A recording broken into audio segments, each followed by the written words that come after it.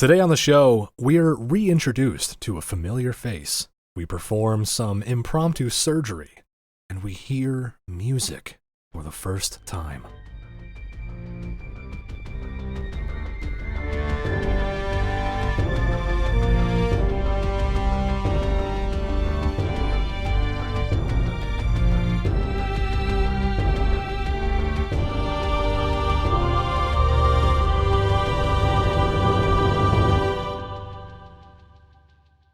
Welcome back to Lore Party's special coverage of the Halo television series. On this limited run of the Lore Party podcast, we'll be providing in-depth recaps of each episode of the new Paramount Plus series based on the timeless sci-fi shooter franchise. My name's Connor. And I'm Kevin. And Jaden is, Jaden's not here. Jaden unfortunately had some car trouble to deal with, but he'll be back next time, no worries. We'll press on without him. We've got an interesting episode to break down this time, I think, Kev. Yeah, I'm gonna start it off by saying I kind of realized like the first two episodes, the Halo lore was crunched a little bit funky, and it was cooked a little bit weird in the oven. It's still Halo, but it's not Halo, if that makes sense. Yes, I think I'm picking up what you're putting down. I'll just add to that. I think the first two episodes were giving me Halo flavor, but it was mostly in like a window dressing type of way, if you know what I mean, where it was like it's mostly just the accessories and accoutrement of Halo were there, but I wasn't quite feeling the soul of it yet.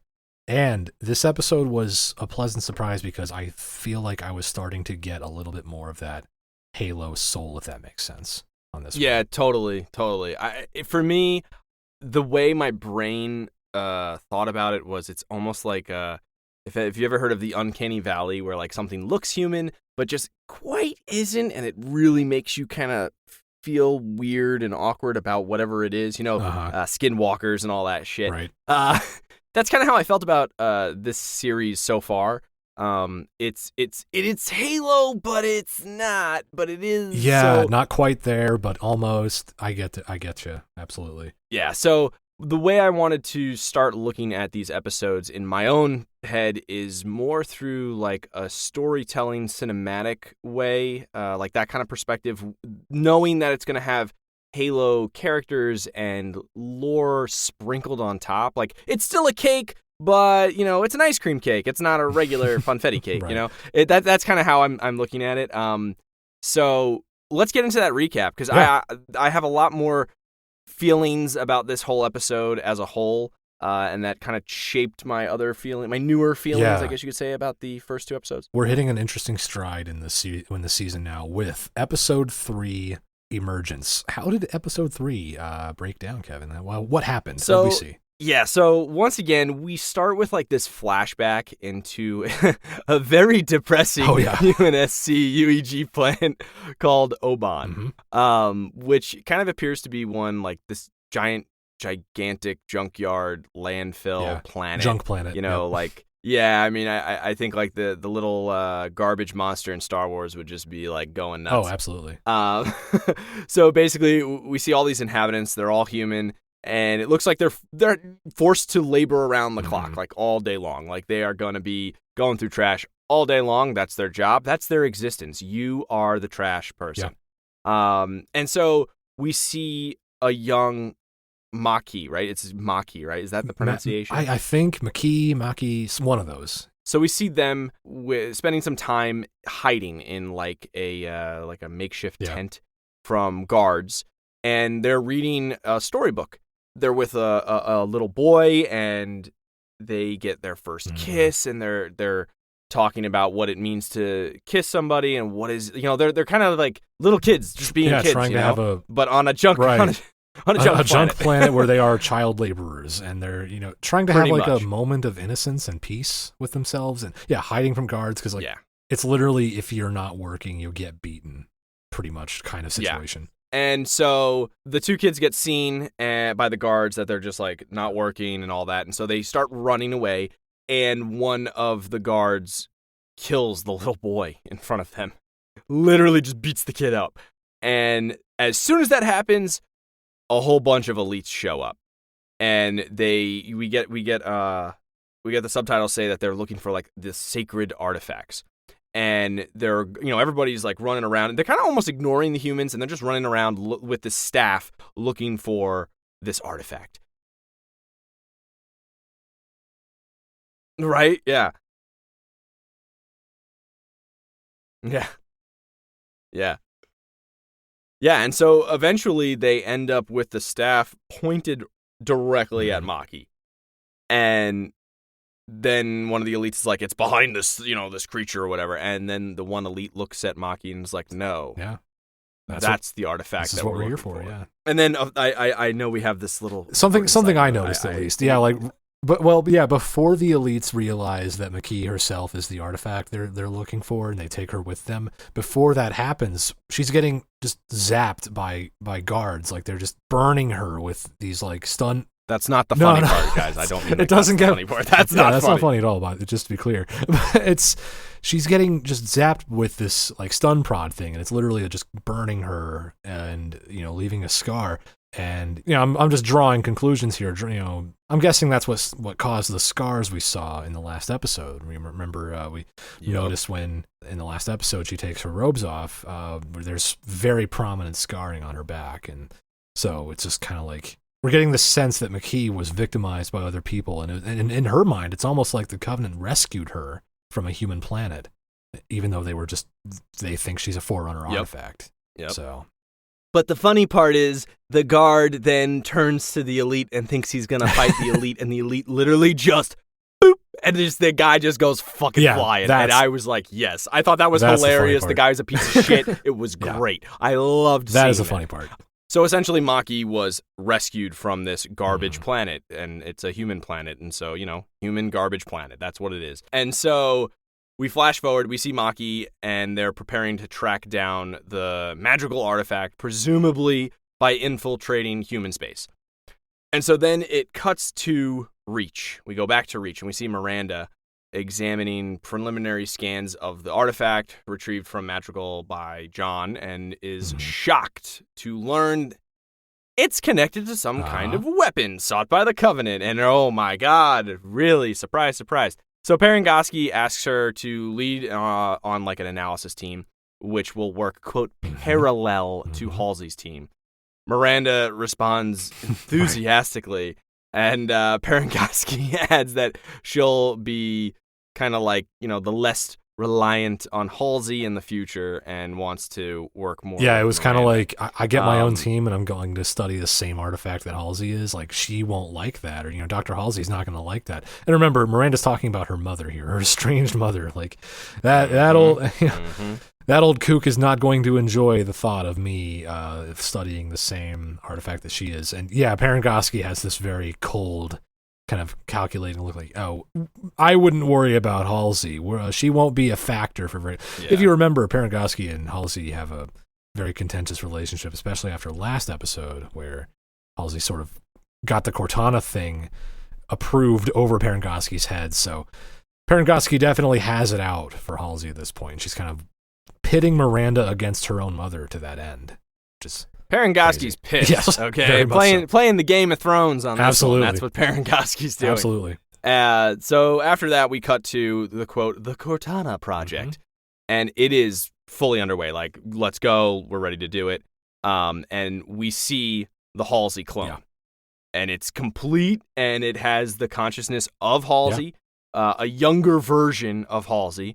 And it's like as smart as Halsey, we presume, I guess you could say, because she sits at a table and then like is given this weird looking puzzle and just like starts putting it together while they're talking to each other. And it's kind of like her electro-neural pattern is being mapped out while she's doing this whole thing. And Halsey talks with the clone in this weird, creepy, but like really interesting exchange. Yeah. And they're like sharing memories with each other, talking about stuff and discussing what comes next. And like the clone is like, did you do this? Did you do this? Because it only has the memories up until a certain point. Right. Which if you think about cloning, That's fucking crazy. The clone has your memories. That's a whole weird, like, how does that cloning work? I don't know about that cloning. It's almost like, it's like meeting your past self to a certain point where, her clone is asking her, like, how did the Spartan thing go? Like, did you find your candidates and, all that stuff? And Halsey's explaining to her clone, like, 35 of them survived augmentation.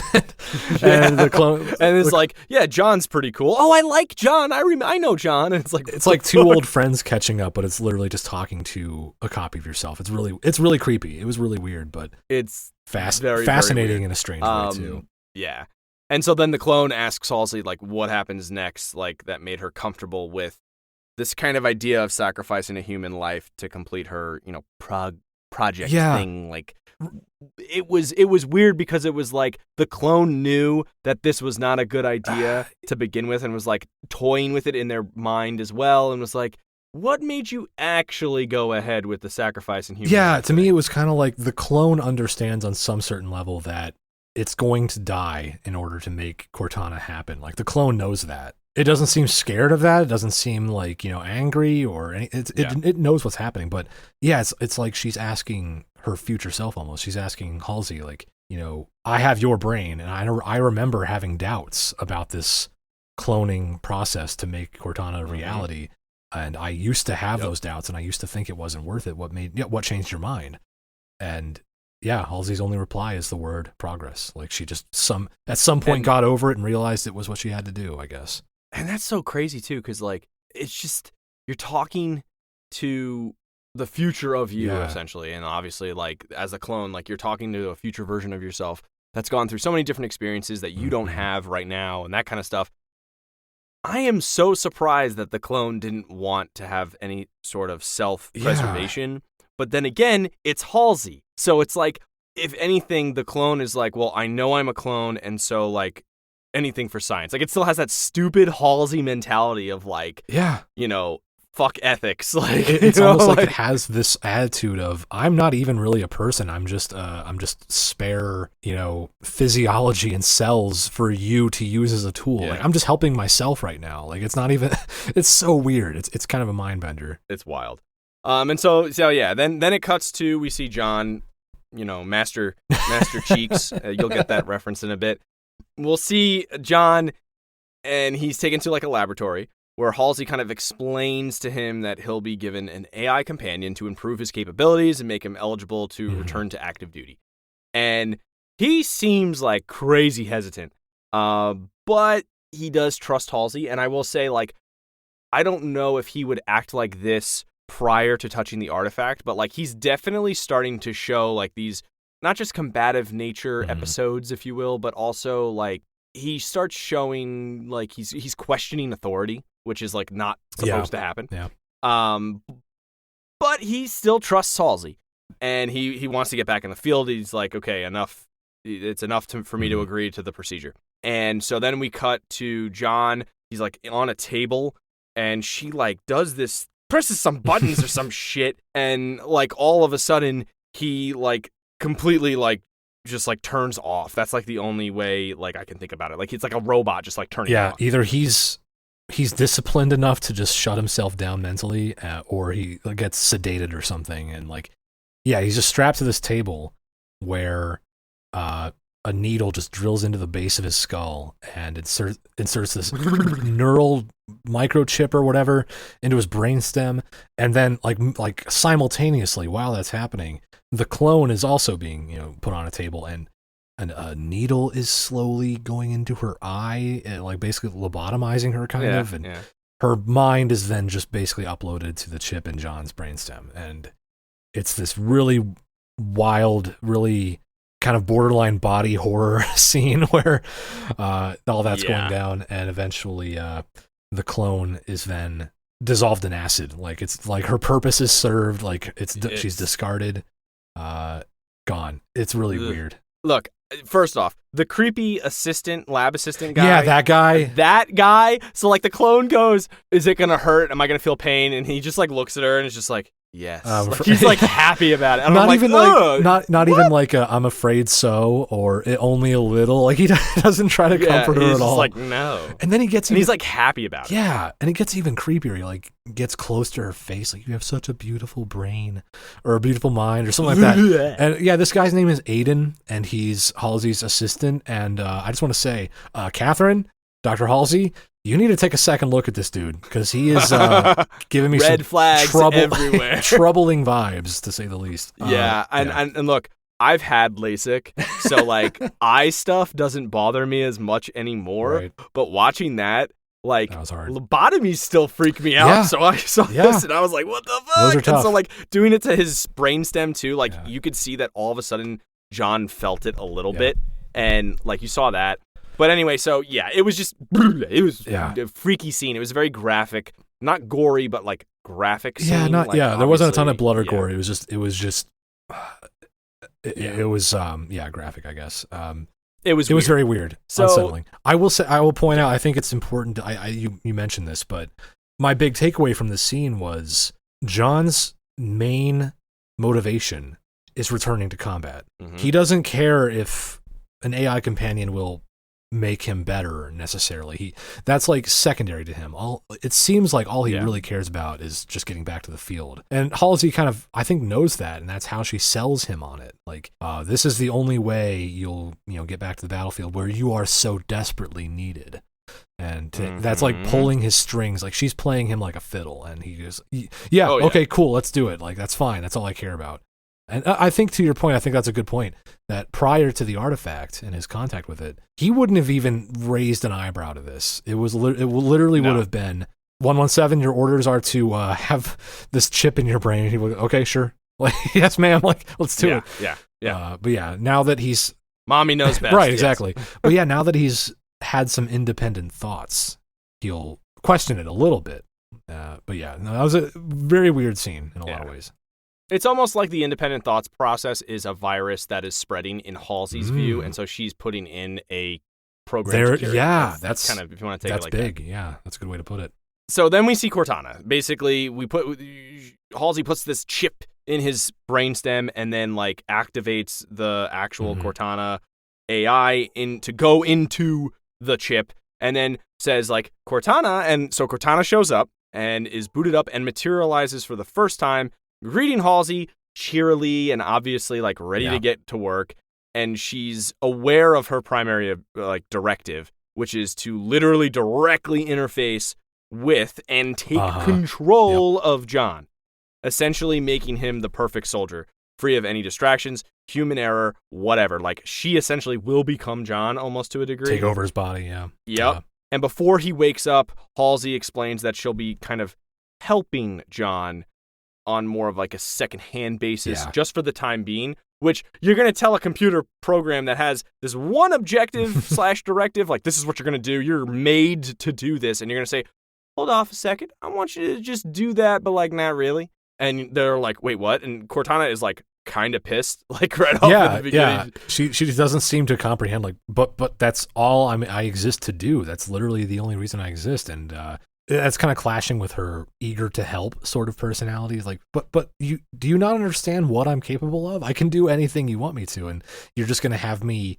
be his tech support? Like, is that it? Like, so yeah, she's kind of, to be clear, Cortana is one of the first smart AI, quote unquote smart AI. And so she's grappling with this like concept of, you're not going to use me for my intended purpose or to my full potential, and I'm not liking that. And Cortana has enough of a personality, remember, she's based on Halsey's brain, that she will rankle at things like that, like, but I can't believe you're, this task is beneath me sort of energy, but that's under this veneer of like, okay, well, orders are orders. She's still very like bright and bubbly the whole time, pretty much. And then also don't forget, John then wakes up and is like, I don't want this thing. Like, he wakes up in that room and basically is just like meets Cortana and like tells her to like fuck off. Like, literally, he like totally just is like, nah, I don't care. Cool, be quiet. Turn this thing off. Like, no, stop. And he's like trying to have a conversation with Halsey about how he's like still a little uncomfortable with it, and how like the thing is, Cortana is not like John in terms of Cortana's not a soldier. Cortana's not a robot, if you will, in terms of like a stiff, dedicated soldier. Cortana is bubbly and emotional, like, or at least exhibiting these like emotions as like a regular person would.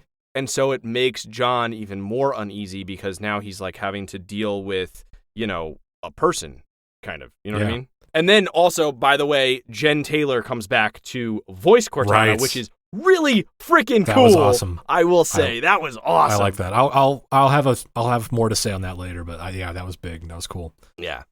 So anyway, after this whole interaction, we go back to the rubble, and Quan is just straight desperate to get back to Madrigal and oppose Governor Vinsher.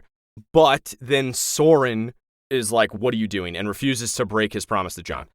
But he's also still kind of a dick about it. He's like really creepy and like kind of threatening to kill her and like all this weird shit. And so then Lyra tries to, it is Lyra, right? I believe that's what it is. Soren's wife. Lyra. Soren's wife, whatever. So Soren's wife tries to convince Quan that the civil war in Madrigal isn't going to be worth dying for. But Quan is just like resolute and eventually convinces Soren that she can pay him for transporting her back to her home world.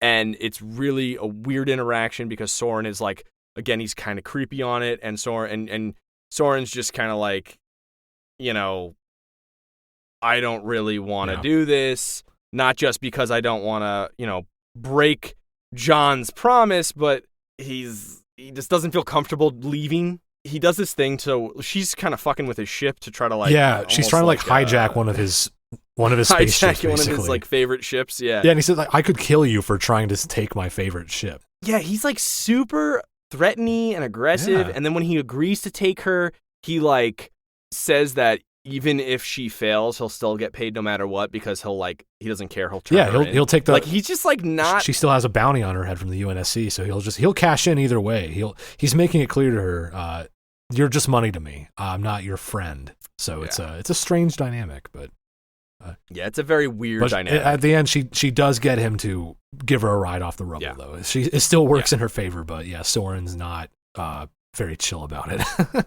So then out in space again, we're still in space.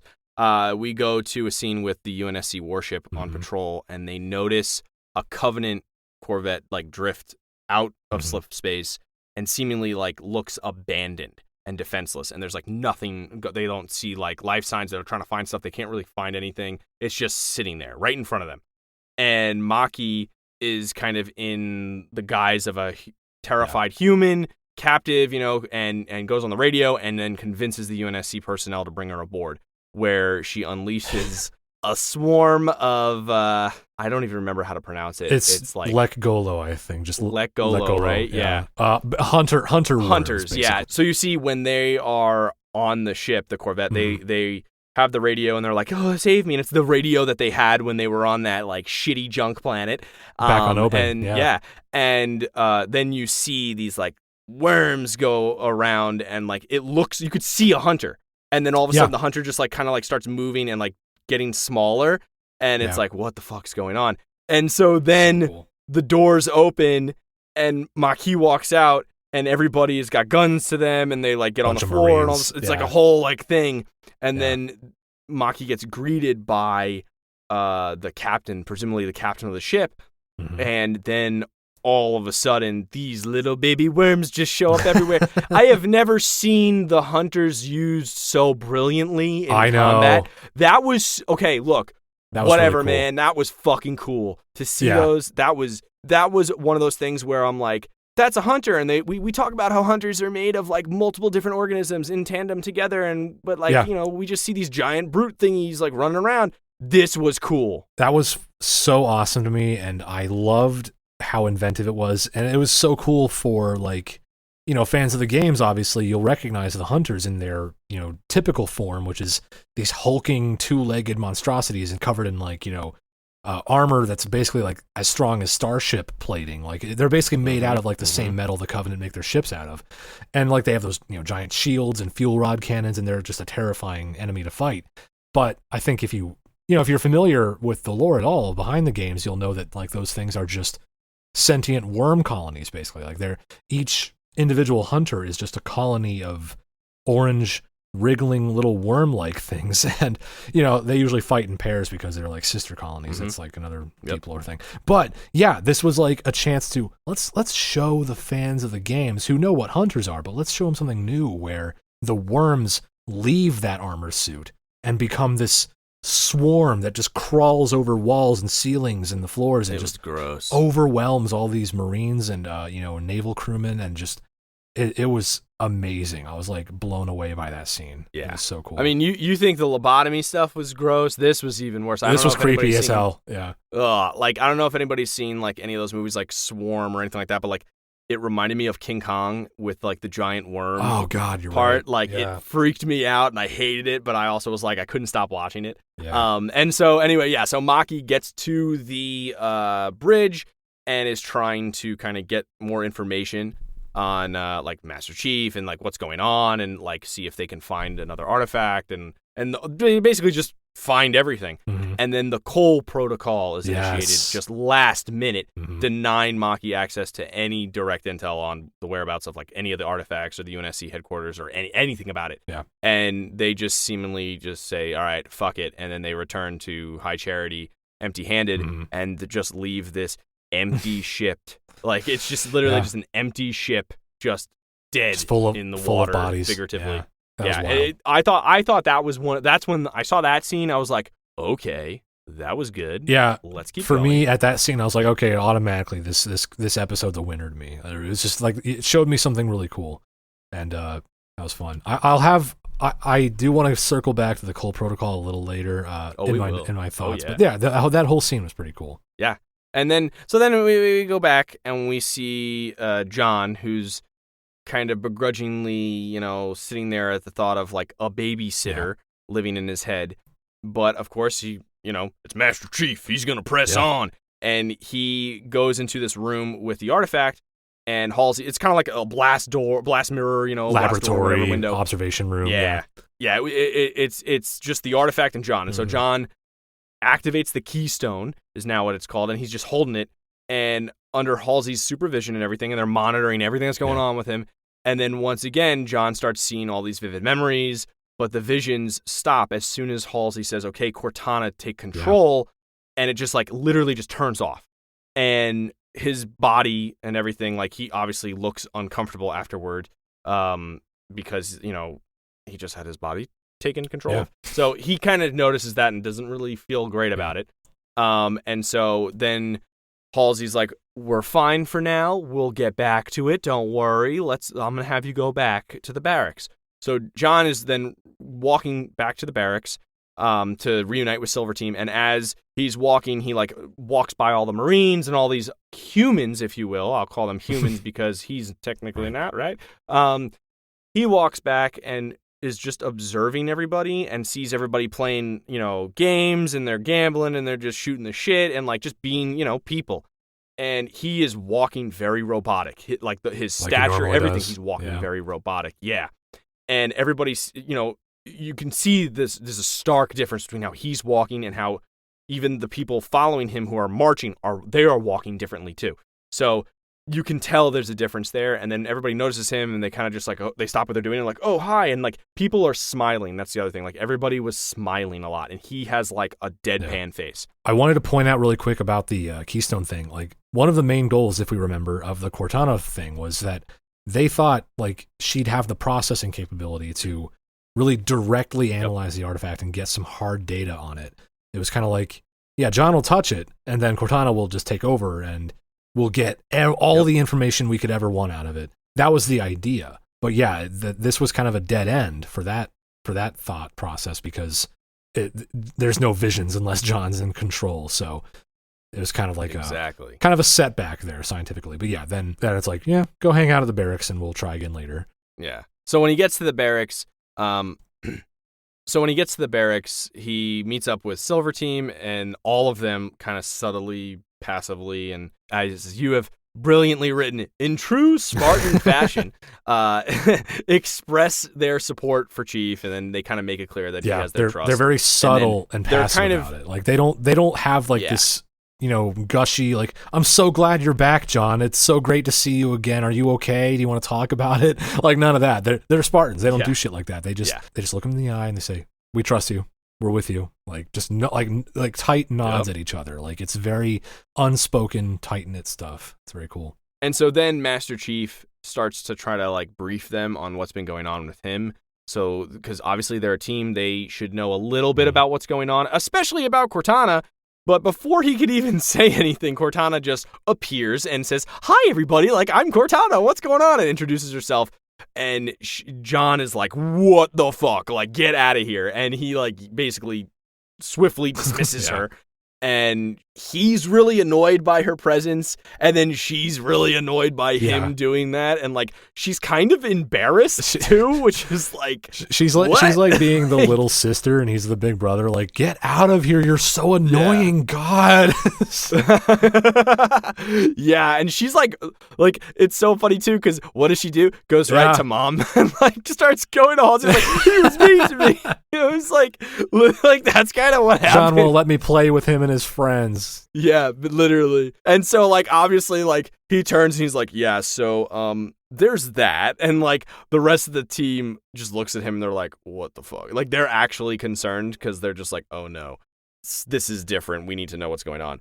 And so John goes to sleep and he's in the barracks and everything, and he's very preoccupied with the memories awakened by that artifact. And like he's like basically starts searching for clues, because he sees a couple more things in these visions that give him kind of hints of stuff, and he has this idea that it's his home planet where he's originally from, and so he's like starts searching for clues for this planet. And for a super soldier who should be really good at gathering intel, he sucks at Google searching.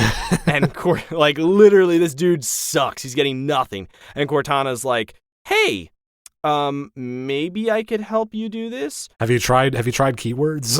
Yeah, like he's very like, "No, leave me alone." And so she's also reluctant to help him at first. And so then she talks to Halsey, and Halsey's like, "No, help him. Don't stop helping him. Keep helping him." Yeah. So she helps him Google search, and he finds the planet. He finds a group of planets and basically finds the planet he comes from. And so he's sitting there and he's thinking about his home planet and everything. And so then he kind of remembers, kind of influenced through the reunion with Soren, and kind of remembers like what Soren said. He decides to cut out his hormonal pellet implant in his lower back. Right. And again, Cortana instantly just goes right to Halsey. It's like, what do I do? What do I do? Like every time, like Cortana can't just say, do something and make a decision. What do I do? What do I do? And Halsey's like, let him do it. It's one of those things, like she's telling Cortana, like, we want him to think of you as a friend, like, be there for him. So help him cut this implant out of his back without killing himself accidentally. Yep. And the thing is, everything Halsey does is a calculated decision. And so to do this for Halsey, I see that Halsey is viewing this as an experiment herself. Like, what happens if a Spartan takes this out? I don't know. We've never done it. Let's find out. Like, it's one of those things where Halsey does everything for a reason. And so I think that Halsey saying this is not like just to try to find the artifact and that. I think it's also like just she wants to know what's going to happen. She's super, like, the curiosity brain for her is like reignited with this artifact. And so this is another thing that she's like, "Oh man, fuck it. Let's see what happens. Maybe it'll help. Who knows?" Right. And so we get one of the greatest shots of Master Chief. We're going to call him now Master Cheeks, Here we everybody, go. because he is butt-ass naked in the bathroom. And the divider of the mirror is just so perfectly aligned with a certain area, and he's got a knife, and Cortana stands behind him and is like, let me help you. And he's like, all right, fine. And he just pops it right out. Clean cut. And just boom, minimal out. Bleeding. Just gets that thing out of there. The implant, by the way, we're talking about the implant. That's what he's cutting out. Yeah, just the implant. Perfectly clear. Yeah. And so when he does that, he goes back and starts getting dressed, and we see Kai, one of John's teammates, witness this happening. Yeah. And they look super concerned, to say the least. Like Kai looks like, holy shit, oh my god, like almost like they're questioning everything that's happening. Like, is he going rogue? Is he becoming a traitor? Like, you don't know what's going on in their mind, but you can kind of tell it's like everything is going off. All the bells and whistles are like, what the fuck's going on? Very worried.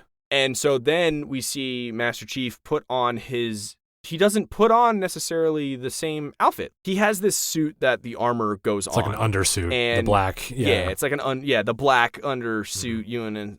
That it's just a fucking like bunch of weird plastic tubes. He doesn't necessarily just put that on. He has like civilian clothing, like on. Streetwear. Yeah. Yeah, he ends up changing and puts like street clothes on, and he's like not marching almost. I think if I remember, he had his hands in his pockets, walking around like a normal guy. Yeah, like a normal dude who's like 6'7". Like, he's a big guy. Like, he's just a big tall dude. And this scene is so cool because it's like cinematically, I think it's brilliant. He just wanders off base and experiences like humanity, if you will, for the first time again. And he just goes to the train station. He just goes on a train and among civilians and kind of want to, see what's going on. He sees a couple kissing and in love, and he's like in the corner, like chilling, watching it, and he's kind of like enjoying it to where he's just like, oh, that's love. And we see him like seeing it, and you see his eye. I mean, the acting alone was fucking brilliant, but the cinematography really helped too, because then he's like walking around and he sees like a little amphitheater and people are playing music, classical music, and everybody's enjoying themselves and laughing and being happy. And he's just kind of like standing there looking at it, and he's like you can see he's kind of getting choked up, and he's like really happy. He's like all of a sudden experiencing these emotions, and it's cinematically like the colors too. So you see these colors in the theater, like these pinks and purples and stuff, and it's almost like I think of people who can, I forget the term, but like you can see sound almost.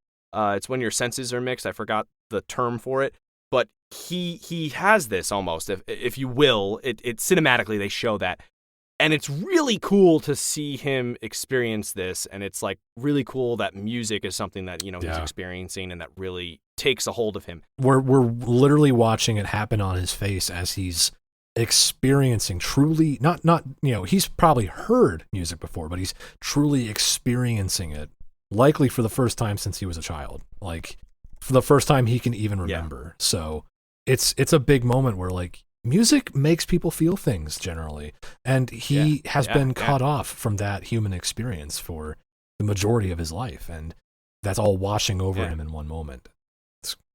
It's a lot. Synesthesia, that's what it is. Yeah, synesthesia. Sorry about that. My brain clicked. That's kind of what cinematically it kind of felt like. So all of a sudden a dog jumps up to him. I'm going to, even though it is a like golden retriever, I'm going to say it was a Great Pyrenees because I have a Great Pyrenees and I was excited about it. Maybe. So it's a white dog, and it's my dog. Thank you. So basically this dog shows up, and he like pets this dog, and all of a sudden, he's just like, wait a minute. He starts having these weird feelings of his family and familiarity, feeling familiar with this dog and everything. And he's like, holy shit. And you could see like a look of expression on his face, like, just, oh my God. And he runs back to the lab, breaks into the lab with Cortana's help, grabs the artifact again while ignoring Cortana, because Cortana's like, yo, your heart rate, your everything. Like, what the fuck, man? Like, you're a super soldier, but whoa, this is not good. And he doesn't give a shit, and he activates this thing, and all of a sudden, he's just flooded with emotions. He's flooded with, like, clear, unfragmented memories of his parents, of his childhood home, as well as, like, crayon drawings, which then depict another artifact similar to the Keystone. It's almost like a lock and key. Get it? Keystone. Yeah. Come on. Yeah, there you go. Like he drew a lockstone. Yeah. Yeah. Whoa. Interesting. And so between the memories and Cortana's databanks, John then deduces that the artifact he drew was as a child, it's got to be on the planet that he grew up on, which is Eridanus 2. And it resolves to, he wants to, investigate it personally. Like, it's like, I have to do this. So Halsey insists on accompanying him, and then en route, Halsey's assistant, the fucking creepy guy, Aiden, this dude again. He's a weirdo, and he cautions kind of the whole pursuing a lead based on John's childhood memories, because this could then uncover like the truth that would, quote, bring us all down. And Halsey answers, quote, that's what Cortana is for. And so you also then, right before that, you see a little like story about what happened to his planet. So like everybody was eradicated essentially by COVID. They all got COVID, and it wasn't COVID. I think it's COVID. It was future COVID. It was an unspecified plague that ended up wiping out the majority of Eridanus. They say Eridanus in the show, but Eridanus sounds better to me. But no, yeah, like COVID 25, 33, whatever 20, the year it is. That's what it. Yeah, that's the Cortana explains that the planet John grew up on originally as a child, Eridanus 2, was kind of like a science project of a planet where it was like an attempt to terraform an otherwise barren landscape. And so John's family they're assumed to have been researchers. But yeah, it was kind of abandoned. Like, it's made clear that no one really lives there now. So they're not going to go to this populated, well-defended UNSC planet. It's kind of out in the middle of nowhere, and like no one's been there in a while. That's kind of what they're heading into. And then, yeah, Halsey's like kind of weighing the risks at the end of the episode where she's, being told, hey, if we start uncovering more of John's background, that can shed light on where the Spartans in general came from, and that's not good. And yeah, like you said, Kevin, we kind of are told Cortana's the failsafe for that. Like we still have this threat, basically, this bullet in the chamber of Cortana being the way of controlling John and all the Spartans by making them automatons, basically taking control of them. So it ends on a bit of a dark note. Like, we're heading into this uncertain territory, and the stakes are being raised. It's getting tense right now. But yeah, that is episode 3, Emergence. Okay, we're going to take a quick break here, but stick around, guys. We'll be right back. Okay, so now we've gone over the episode, and there was definitely a lot that happened in this one. A lot of back and forth between everybody. Mm-hmm. And I have thoughts. I believe you have thoughts. Yes, I do. No, I just, in general, after this episode, I was feeling better about the series in general. It's hard to specify. I just felt better about this episode. I just enjoyed it more than I expected to. It was just definitely an improvement over episode 2, Unbound, because I feel like Unbound was very exposition heavy. Episode 2 was like, I'm not going to call it filler, but it sort of felt like filler, because I know episode 2 was establishing some pretty important stuff and getting some key things said and shown and done. It was important, but it wasn't exciting. Yeah. And there were things happening in this episode that I was having fun watching. Specifically, I got to say, I loved the scene with McKee and the Legolo taking over the UNSC warship, the hunter worms, because like I said earlier, that's such an inventive use of that Covenant race. Like I said, we're so used to just seeing the hunters in their big, scary, hulking, armored form, but how they are as just a swarm of worms is even scarier, arguably. That being said, I hope we see some hunters, in combat mode later on.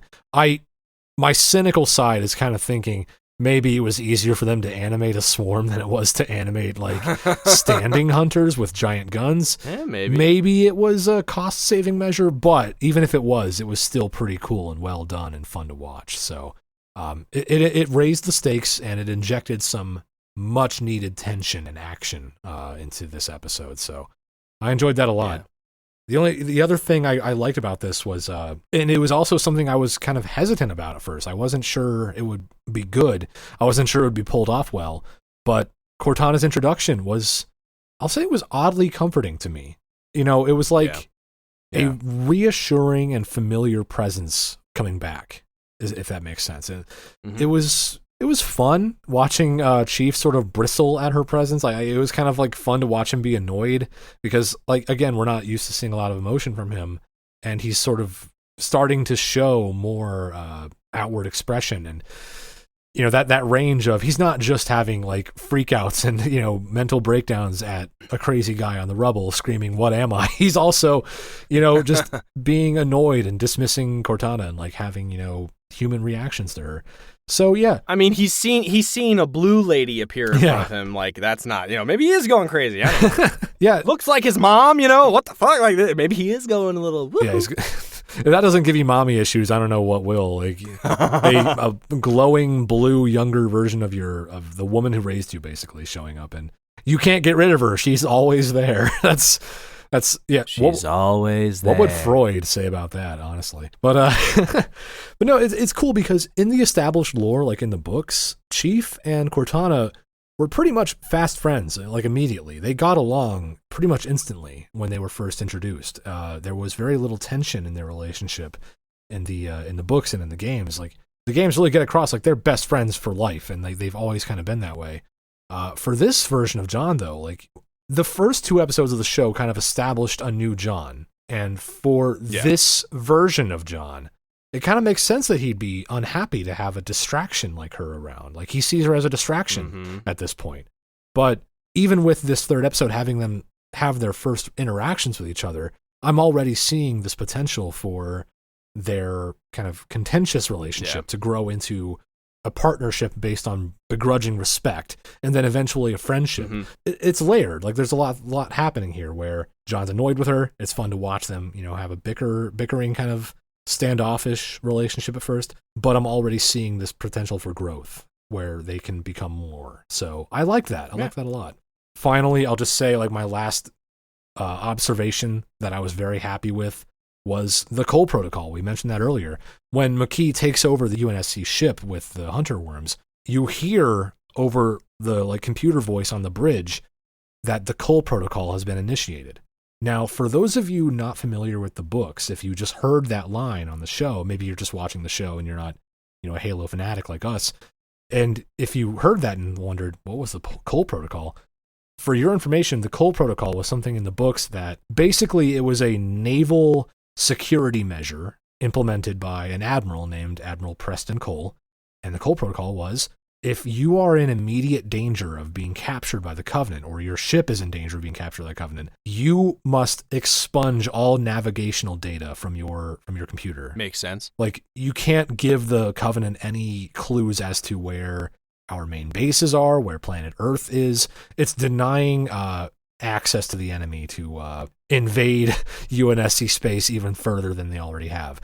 An addendum to that is, if you're fleeing a battle with the Covenant, if like you've fought them and lost and you need to get away, you cannot jump into slip space and directly go to another human planet. You have to make like a random jump somewhere else and then jump back to UNSC space so that they can't just directly follow you back to your base. So the Cole Protocol was this very layered, very like professional, like it made sense. It was a practical measure that the books explained. And I like that it was included in the show, even like to the tiny degree that it was. But it also had real consequences to the show. McKee wasn't able to learn anything about the artifact as a result of the Cole Protocol. So that's all to say. That was a long-winded explanation. But the long story short is, there are people out there who are claiming that no one working on this television show have any familiarity with Halo lore. And I'm just going to say they're flat out wrong. Like, it's explicitly wrong to say that, because they've included so many things that you can only pull from the books. Like, you wouldn't know otherwise. Yeah. That obviously, the producers had that comment a while back where they said, we didn't play the games, and people really made a lot of hay with that comment. Like, people really latched onto that and refused to let it go.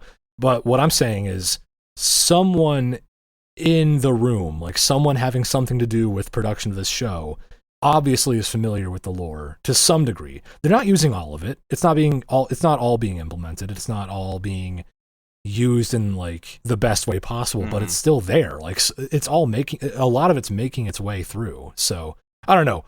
I'm on a soapbox right now. I got in a Twitter fight recently about this. Just like people like not understanding that there is a lot of lore making it into the show, and I just want to make sure that's known. I think that it says a lot to like take lore from the books specifically.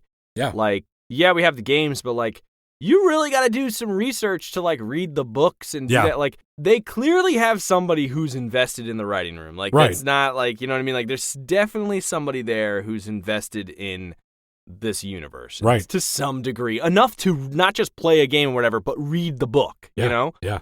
So I think that says something. Yeah, I agree. Thank you. But what were your what did you think? Any stray observations, thoughts? I thought it was for some reason the one thing that I think a lot about in this episode is the chickens that show up. Oh yeah, on the rubble.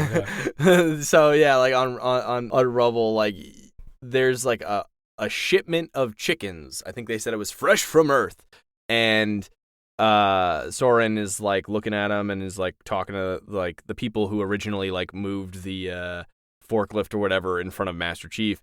And he like is like, yeah, you can keep one, sure. And like I remember the woman next to the guy, he's all excited. And the woman's like, why don't you ever stand up to him? As if like, you know, 1 or 2 chickens is like nothing, you know. Right. And he's like, we're gonna have chicken for dinner. And I'm like, bro, just make some eggs, man. Like, don't kill that thing. Yeah, make it last. Yeah. But I thought it was really good, especially compared to episode 1 and 2. Yeah. I mean, this episode again. Like I said in the beginning, I looked at this differently. Mm-hmm. I viewed it through like my film studies brain, you know, everything I learned in college about film. Like I viewed it that way, and then I tried to look at like how's the storytelling, the pacing, and then I looked at the Halo aspect and was like, okay, what are they doing? Okay, cool. So like the whole scene with the hunter stuff, like that was brilliant. For Halo, that was brilliant. Absolutely. To actually, because I remember playing Halo when I was younger and everybody was saying like, yeah, that's actually a bunch of worms and that's not actually one thing. It's a hive mind and blah, blah, blah. And I was like, oh, that's really cool. How do they get in the suit? How do they do that thing? And like, you don't really see anything of it. All I know is I got to shoot in, you know, the areas that the worms are mostly showing. And like or shoot the orange bits. Yeah. Yeah. And like, there's no like hunters don't really have like part of the story. Like almost like every single Covenant species has like some story interaction thing where you at least like interact with them in some capacity of like, you know, grunts are always saying goofy stuff. I see them all the time. You know, I got jackals that say specific things, and some of the jackals are like snipers and like covert ops with that kind of stuff. And like, you know, the brutes have a big part in the story, and then the elites and like everybody. But hunters are just there for like a boss battle, you know, like they're not really anything. So to see them do this like infiltration and like going into the ship and like going in the tubes and the tunnels and getting people and killing them and I thought that was so fucking cool, man. I was like, now that is dope. That's using the lore in a new and fun way that is also like true to the story, you know, like true to the lore and makes sense. And I thought that was brilliant. Tip my fedora, sir. I don't have a fedora.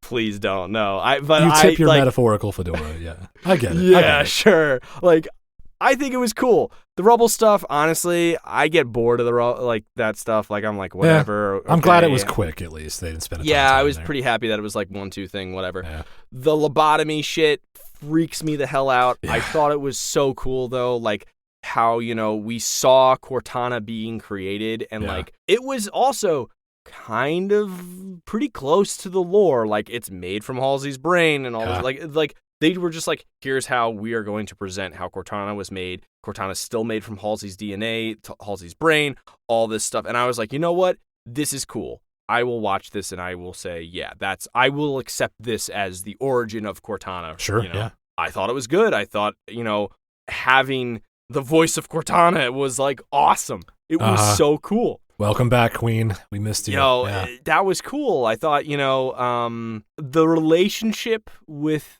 Chief and Cortana felt very weird, though, to me. I will say that. Because, and here's the only reason I say because, Cortana going back and forth between Chief and Halsey, back and forth, it felt like I was watching like a drama per se, where one of those shitty movies where it's like, go ask that person out on a date out of a dare, and then you actually do like them, and then they find out the truth, and everybody gets upset, but then it all works out in the end. Like, to me, I'm like, that's going to happen. I'm already like, obviously, like that's kind of like what you're going for here. And it was like, it feels predictable. It feels like really shitty. And like, I can already imagine Master Cheeks freaking out and yelling and shit. I'm probably just going to call him Master Cheeks for like every episode now. But like just all that, like it feels predictable.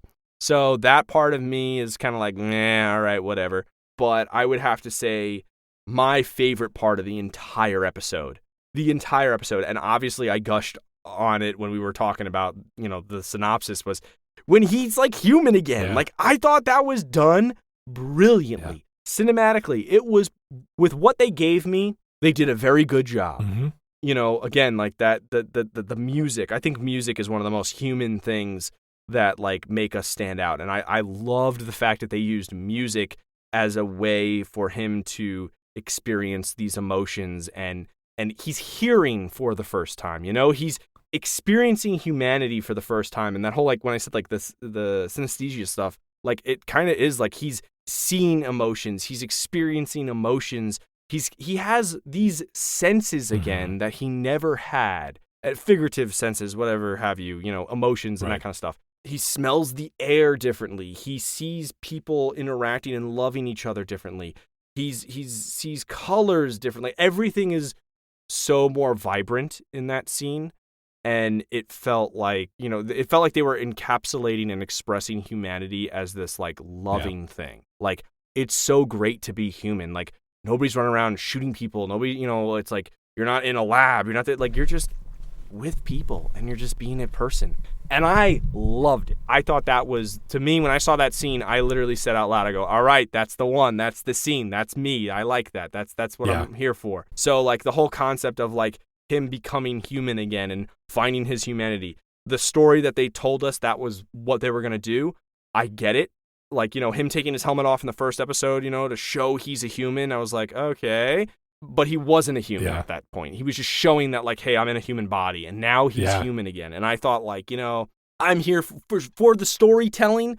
It works. It makes sense. They're not doing a bad job of portraying this super soldier robot guy now becoming a human. They're doing a great job. Yeah, it's almost like the helmet scene in episode 1 was set up for this scene where he hears music for the first time. And I've always wanted, like, ever since I knew about, like, the real story of the Spartans, like, after I played Halo for the first time, like when you play Halo, you don't really know what a Spartan is or what the whole. You're shooting shit. Yeah, you're just shooting aliens. You don't know what their deal is. You don't know what John's deal is or what his story is. But after learning that, after reading Fall of Reach for the first time, I've always wanted to see on screen, live action preferably, but like a Spartan, John or whoever, realize what it is they're fighting to defend. Because they know that they are, fighting on behalf of humanity. They are defending humankind, but they don't always feel connected to what they're defending. And John, for the first time, is connecting with what he fights on behalf of in this episode. And that's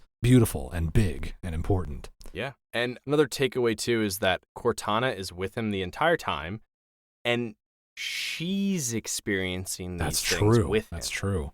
And so I think obviously she already has emotions and that kind of stuff, and she's a different type of AI, which we already know about.